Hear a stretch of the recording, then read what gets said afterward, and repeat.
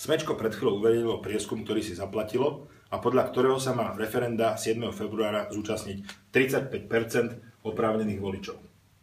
Denník SME podľa toho na titulke rozhodol, že referendum bude neúspešné. Poďme sa na to ale pozrieť, pretože pre mnohých ľudí to znamená takú ustrachanosť a možno blbú náladu, referendum bude neúspešné. Takže ako je to naozaj? V marci 2012 Smer SD získal 25% hlasov. Zdá sa vám Smer neúspešný? Má najsilnejší mandát v moderných dejinách, vládne s pohodlnou väčšinou. V parlamente má 83 poslancov, už len málo mu chýba k ústavnej väčšine. Prezident Andrej Kiska minulý rok získal 29% oprávnených voličov. Pritom je to najúspešnejší politik, najobľúbenejší politik a má veľmi silný mandát od občanov.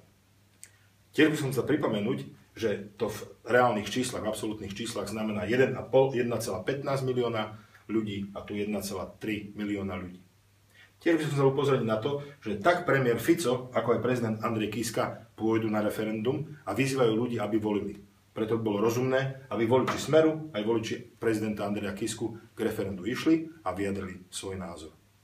Ja som presvedčený, že to číslo nebude 35%, ale bude naozaj 50 a viac percent, a referendum bude nielen veľmi úspešné, ale bude aj platné.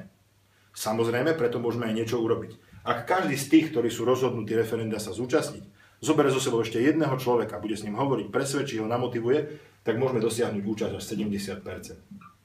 Preto vás chcem pozvať, aby ste 7. februára nesedeli doma, ale aby ste išli odpovedať na otázky, ktoré sú v referende položené každému občanovi Slovenskej republiky. A aby ste nezahálali ani do 7. februára, máme ešte 9 dní. Buďte aktívni, rozprávajte, motivujte, pozývajte, pretože na tomto referende naozaj záleží. Ja tam určite pôjdem a budem hlasovať 3-krát áno. Takže 7. februára, priatelia.